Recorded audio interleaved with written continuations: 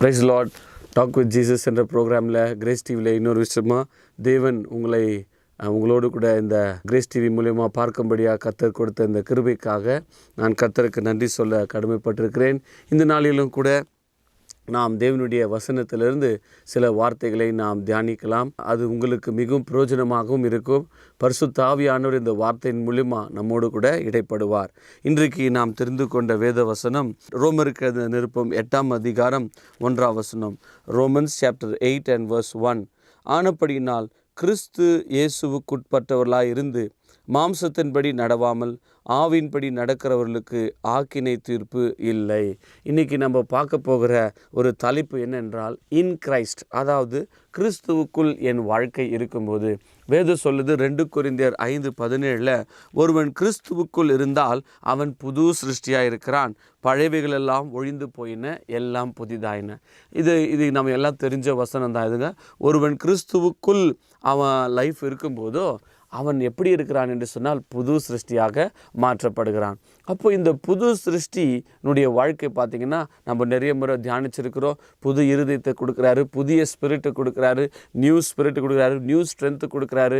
நம்மை அந்த புது எருசலேமுக்கு கொண்டு போகிறதுக்காக ஆண்டவர் இங்கேயே நம்மளை என்ன பண்ணுறாருன்னா ப்ரிப்பேர் பண்ணுறாருங்க. இப்பொழுது நம்ம பார்க்க போகிற தலைப்பு என்னென்னா, what are the benefits of being in Christ, அதாவது கிறிஸ்து இயேசுவுக்குள் நாம் இருந்தால் நமக்கு என்ன லாபம். அதுதான் பவுல் இங்கே ரோமர் 8:1 சொல்கிறாரு, கிறிஸ்து இயேசுவுக்குட்பட்டவர்களாக இருந்து, those who are in Christ, மாம்சத்தின் படி நடவாமல் ஆவின்படி நடக்கிறவர்களுக்கு ஆக்கினை தீர்ப்பு இல்லை. So first benefit of being in Christ, அதாவது கிறிஸ்துவுக்குள் உங்கள் வாழ்க்கை இருந்தால், கிறிஸ்து இயேசுவுக்குள் உங்களுக்குள்ளே இயேசு கிறிஸ்துவானவர் வாழ்ந்தா, கிறிஸ்துவுக்குள்ளே உங்கள் லைஃப் கட்டப்பட்டா, கிறிஸ்துவின் வார்த்தையின்படி அவருடைய அஸ்திபாரத்தின்படி நம்முடைய லைஃப் ஆனது கட்டப்பட்டு வந்தால் முதல் பெனிஃபிட் என்னன்னா, நமக்கு ஆக்கினை தீர்ப்பு இல்லை. There is no judgement or there is no condemnation. அப்போது பாருங்கள், எல்லாரும் நமக்கு தெரியும், ஒரு தரம் பிறப்பதும் பின்று மரிப்பதும் பிறகு நியாய தீர்ப்பு அடைவது மனுஷனுக்கு நியமிக்கப்பட்டிருக்கிறது. எல்லா மனுஷருக்கும், அவங்க எந்த ஜாதி எந்த மதமாக இருந்தாலும் சரி, எல்லா மனிதர்களுக்கும் ஒரு முறை பிறக்கிறோம், ஒரு முறை மரிக்கிறோம், ஒரு முறை நியாய தீர்ப்பு நம்ம தேவன் ஆண்டவராக இயேசு கிறிஸ்துவுக்கு முன்னால் நிற்க வேண்டும். ஆனால் இது ஒரு சட்டம், இது யாரும் மாற்ற முடியாது. அதான் வேதம் தெளிவாக சொல்லுதுங்க. ஆனால் ஆண்டவராக இயேசு கிறிஸ்துவுக்குள் உங்கள் வாழ்க்கை இருந்துச்சுன்னா there is no judgment, அதாவது நமக்கு ஆக்கினை தீர்ப்பு இல்லை அல்லது தண்டனை இல்லை என்பது ஒரு பெரிய ஆசீர்வாதம். நம்ம வாழ்க்கை இந்த பூமியில் முடிஞ்ச உடனே நம்ம தேவனை பார்க்கும்போது எவ்வளோ ஒரு சந்தோஷம் தெரியுங்களா. ஏன்னா there is no condemnation, அதாவது நமக்கு ஆக்கினை தீர்ப்பு இல்லை, நமக்கு பரலோகம் தான். டைரெக்டாக நம்ம ஆண்டவரை சந்திக்கலாம், டைரெக்டாக நம்ம பரலோகத்துக்கு போக முடியும். இது முதல் ஆசீர்வாதம். ரெண்டாவது, ரோமருக்கு இந்த நிருபம் அதே 8ஆம் அதிகாரம் 2ஆம் வசனத்தில், ரோமன்ஸ் சாப்டர் 8 and verse 2 கிறிஸ்து இயேசுவினால் ஜீவனுடைய ஆவியின் பிரமாணம் என்னை பாவம் மரணம் என்பவையின் பிரமாணத்திலிருந்து விடுதலையாக்கிற்று. இயேசுவினாலே, கிறிஸ்து இயேசுவுக்குள் உங்கள் ஜீவன் இருக்கும் என்று சொன்னால் நமக்கு என்ன இல்லைங்களா, பாவம் மரணம் என்பவனுடைய பிரமாணத்திலிருந்து விடுதலை ஆக்கிச்சு. ஸோ டெலிவரன்ஸ், நமக்கு பாவத்திலிருந்து விடுதலை. இயேசு கிறிஸ்துவுக்குள் உங்கள் வாழ்க்கை இருக்கும் என்று சொன்னால் நிச்சயமாக பிரியமானே பாவத்திலிருந்து விடுதலை உண்டு, சாபத்திலிருந்து விடுதலை உண்டு, மரணத்திலிருந்து விடுதலை உண்டு. பாருங்கள், அந்த மரணம் என்பது ஒரு கொடிய ஒரு மரணமாக இருக்குது. ஆனால் அந்த மரணத்திலிருந்து இன் கிரைஸ்ட், இயேசு கிறிஸ்துவுக்குள் உங்களை என்ன பண்ணுறாருன்னா மரணத்திலிருந்தோம் பாவத்திலிருந்தும் நம்மை விடுதலையாக்குறார். பிரியமானே, எவ்வளோ ஒரு பெரிய ஒரு பிளஸ்ஸிங் அது. பிறகு இயேசு கிறிஸ்துவுக்குள் நமக்கு என்ன ஆசீர்வாதம். ரோமன்ஸ் சாப்டர் 8 and verse 29 தம்முடைய குமாரன் அநேக சகோதரர்களுக்குள்ளே முதற் பேரனாய் இருக்கும் பொருட்டு தேவன் எவர்களை முன்குறித்தாரோ அவருடைய தமது குமாரனுடைய சாயலுக்கு ஒப்பாக இருப்பதற்கு முன்குறித்தார். இன் கிரைஸ்ட் நமக்கு என்ன பெனிஃபிட்னா, அவரை போலவே நம்மளை மாற்றுறாருங்க. குமாரனுடைய சாயல், அந்த இமேஜுக்குள்ளே நம்மளை கொண்டு போகிறார். பிரியமானே, ஸோ நீங்கள் கூட டெய்லி ஏஞ்சோடனே, அப்பா இயேசு கிறிஸ்துவுக்குள் எனக்கு ஆக்கின தீர்ப்பில்லை, அதற்காக ஸ்தோத்திரம். இயேசு கிறிஸ்து மூலியமா எனக்கு பாவம் மரணம் என்பதின் பிரமாணங்களிலிருந்து நான் விடுதலையாக்கப்பட்ட.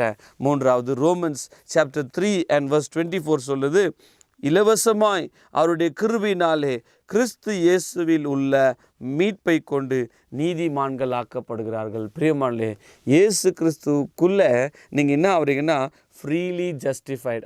அதாவது இலவசமாய் அவருடைய கிருபினால் நாம் என்ன பண்ணுறோம்? இயேசு கிறிஸ்துவில் உள்ள மீட்பை கொண்டு நீதிமான்கள் ஆக்கப்படுகிறோம். ஸோ நீங்கள் கேட்கலாம், பிரதர், இயேசு கிறிஸ்துவுக்குள் என் வாழ்க்கை இருந்தால் என்ன ஆகிறது, என்ன பெனிஃபிட் என்று சொல்லும் போதோ நீங்கள் நீதிமான்கள் ஆக்கப்படுகிறீர்கள். அவருடைய மீட்பை கொண்டு இயேசுப்பாவுடைய சிலுவிலே சிந்தின ரத்தத்தினால அந்த மீட்பு ரெடம்ஷன் நமக்கு ஃப்ரீயாக கிடைச்சிச்சுங்க. பிரியமானே, if your life is in Christ, you're not only a new creation. கிறிஸ்துவுக்குள் உங்கள் வாழ்க்கை இருந்துச்சுங்கன்னா நீங்கள் புது சிருஷ்டி மாத்திரம் இல்லை, நீங்கள் தேவனுடைய நீதி அல்லாது நீங்கள் நீதிமான்கள். நிறைய பேர் என்ன பண்ணுறாங்க, என் பாவம் போகணுன்றதுக்காக அநேக புண்ணியங்களையும் யாகங்களையும் எவ்வளோ லட்சம் கோடி பணத்தை செலவழிக்கிறாங்க. எப்படியாவது என் பாவம் போகணும் பிரதர் அப்படின்னு சொல்கிறாங்க. ஆனால் இயேசு கிறிஸ்து மூலமாக இலவசமாக ஃப்ரீலி யூ ஆர் ஜஸ்டிஃபைட். இயேசு கிறிஸ்துவானவருடைய மரணத்தின் மூலமாக, அவருடைய அடக்கம், அவருடைய உயிர்த்தெழுதல் மூலமாக அவர் உங்களுக்குள்ளே வந்துட்டதுனால இப்போ தேவன் நம்மளை பார்க்கும்போது நம்மளை நீதிமான்களாக பார்க்குறார். So in Christ, that is the greatest blessings that we have. பாருங்கள், அது எபேசியருக்கு நிருபம் 1:3 இன் கிரைஸ்ட். இன்றைக்கி நம்ம பார்த்துற தலைப்பு in Christ you are justified, in Christ you are redeemed, in Christ there is no judgement for you, in Christ you are delivered from the law of sin and death. இயேசு கிறிஸ்துவுக்குள் நீங்கள் மரணத்திலிருந்தும் பாவத்திலிருந்தும் விடுதலையாக்கப்பட்டீர்கள். எபேசியர் 1:3 நீங்கள் இந்த எபேசு நிருபத்தை பற்றி பார்த்தீங்கன்னா அவ்வப்போது கர்த்தருக்குள் இயேசு கிறிஸ்துவுக்குள் என்ற வார்த்தை வருது. நம்முடைய கர்த்தராகிய இயேசு கிறிஸ்துவின் பிதாவாகிய தேவனுக்கு ஸ்தோத்திரம்.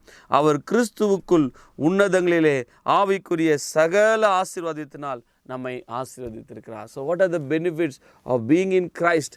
இயேசு கிறிஸ்துவுக்குள் உங்கள் வாழ்க்கை இருந்துச்சுன்னா, அவர் வார்த்தையின்படி அவர் சொல்கிறபடி நம்ம நடந்தால், இயேசு கிறிஸ்துவே நாம் தரித்து கொண்டிருந்தால், அவருக்குள் நம்ம லைஃப் இருந்துச்சுன்னா, கிறிஸ்துவுக்குள் உன்னதத்தில் ஆவிக்குரிய சகல ஆசீர்வாதத்தினால நம்மை so we have heavenly blessings, we have all the blessings. பிரியமானே, இயேசு கிறிஸ்துவுக்குள் சகல ஆசீர்வாதத்தினால் நாம் ஆசீர்வதிக்கப்பட்டிருக்கிறோம். ஹல்லேலூயா! எவ்வளோ அற்புதம் பாருங்கள். அது ரோமன்ஸ் சாப்டர் 12:5 சொல்கிறாரு, கிறிஸ்துவுக்குள் நம்மளை என்னவா பண்ணியிருக்கிறாருங்களா? அநேகராகிய நாமும் கிறிஸ்துவுக்குள் ஒரே சரீரமாக இருக்க. we are made one body in Christ. பிரியமானே, நம்ம எல்லாரும் யாரெல்லாம் இயேசு கிறிஸ்துவுக்குள் இருக்கிறீங்களோ, யாரெல்லாம் இயேசு கிறிஸ்துவுக்குள் உங்கள் லைஃப் இருக்குதோ, நீங்கள் என்ன ஆயிட்டீங்க அப்படின்னா ஒரே சரீரம். மீனிங், ஒரு சரீரம் என்று எடுத்துக்கொள்ளும் போது தெர் இஸ் நோ டிஃப்ரென்ஸ். ஒரு சரீரம் கஷ்டப்பட்டுச்சுன்னா இன்னொரு சரீரம் உடனடியாக உதவி பண்ணுது. ஒரு கால் அடிப்பட்டால் இந்த கை உடனடியாக மருந்து போடுது. எல்லாம் ஒரு ஈக்குவலாக ஃபங்க்ஷன் ஆகுதுங்க. இயேசு கிறிஸ்துவுக்குள் உங்கள் லைஃப் வரும்போது உங்களை ஒரே சரீரமாக, அவருடைய சரீரமாக, தேவனுடைய சரீரமாகவே நம்மை மாற்றி விடுகிறார். எவ்வளோ இது ஒரு பெரிய அற்புதங்க. we are of one body. இயேசு கிறிஸ்துவுக்குள் நீங்கள் வரும்போது என்னவா மாற்றப்படுகிறீர்கள் என்று சொல்லும்போது நீங்கள் ஒரே சரீரமாக, எந்த வித்தியாசம் இல்லை. எப்படி சரீரம் அங்கே வளர்ச்சி அடைகிறதோ அந்த மாதிரி இயேசு கிறிஸ்துவுக்குள் நாம் அவருடைய சரீரமாக நாம் மாற்றப்படுகிறோம், அவருடைய ஆலயமாக நாம் மாற்றப்படுகிறோம். பிரியமானவர்களே, இயேசு கிறிஸ்துவுக்குள் நாம் அவருடைய சரீரமாக காணப்படுகிறோம். ஸோ இயேசப்பாக்குள்ளே இருந்தால் என்ன ஆசீர்வாதம் அப்படின்னு பார்க்கும்போது we are all one body in Christ. கிறிஸ்துவுக்குள் நம்மள எல்லாரும் ஒரே எந்த ஜாதி, எந்த மதம், எந்த ஒரு டிஃப்ரென்ஸ் இல்லாமல் உலகத்தில் எந்த இடத்துல இருந்தாலும் அவர்கள் இயேசு கிறிஸ்துவுக்குள் வரும்போது தேவன் அவர்களை ஒரே சரீரத்தில் இணைக்கப்படுகிறார். கடைசியாக 1 கொரிந்தியர் 1:31 அவரே தேவனால் நமக்கு ஞானமும் நீதியும் பரிசுத்தமும் மீட்புமானார். we are all in Christ. கிறிஸ்துவுக்குள் நீங்கள் இருக்கும்போது என்ன நடக்குதுன்னா, அவரே உங்களுக்கு ஞானத்தை கொடுக்கிறார், அவருடைய நீதியை நாம் போட்டுக்கொள்ளுகிறோம், அவருடைய பரிசுத்தத்தை நாம் தரித்து கொள்ளுகிறோம், அவருடைய மீட்பை நாம் தரித்து கொள்கிறோம். பாருங்களேன், so many blessings of being in Christ. Today, is your life in Christ or outside of Christ? If it is outside of Christ, you have judgment. நீங்கள் கிறிஸ்துவுக்குள் உங்கள் வாழ்க்கை வெளியே இருந்துச்சு, ஏன் இஷ்டம், நான் எப்படின்னா வாழ்ந்துக்கலாம் அப்படின்னு நினச்சிங்கன்னா, அந்த பரலோகத்துடைய ஆசீர்வாதத்தை இழந்துருவீங்க. நியாய தீர்ப்பு இருக்கிறது, நித்திய நரகம் இருக்கிறது. ஆனால் ஆண்டவராக இயேசு கிறிஸ்துவுக்குள் உங்கள் வாழ்க்கை இருக்கும் போதோ அங்கே உங்களை ஆவிக்குரிய ஆசிரத்து ஃப்ரீயாக ஆக்கினை தீர்ப்பு இல்லாதபடிக்கு கிறிஸ்துவுக்குள் உங்களை அங்கே நீதிமான்களாக்கப்படுகிறோம். இன்னும் ஒரு வசனத்தை நான் வாசிக்கிறேன். 1 கொரிந்தியர் 1:2 கொரிந்துவிலே கிறிஸ்து இயேசுவுக்குள் பரிசுத்தமாக்கப்பட்டவர்களாயும் பரிசுத்தவான்களாக்கப்படும்படி அழைக்கப்பட்டவர்களாயும், பாருங்களேன், கிறிஸ்துவுக்குள் பரிசுத்தமாக்கப்பட்டோம். ஹல்லேலூயா. we are sanctified in Christ. கிறிஸ்துவுக்குள் உங்கள் வாழ்க்கை இருந்தால் தான் பரிசுத்தமாக இருக்குங்க. கிறிஸ்துவுக்கு வெளியே பரிசுத்தம் கிடையாது. கடைசியில் 2 கொரிந்தியர் 2:14 கிறிஸ்துவுக்குள் உங்களுக்கு என்ன ஆசீர்வாதம்? கிறிஸ்துவுக்குள் எப்பொழுதும் எங்களை வெற்றி சிறக்க பண்ணி. கிறிஸ்துவுக்குள் எப்பொழுதுமே வெற்றி தான். ஒரு தேவ பிள்ளைக்கு தோல்வின்றதே இல்லைங்க. கிறிஸ்துவுக்குள் நீங்கள் இருந்தீங்கன்னா எப்பொழுதுமே வெற்றி.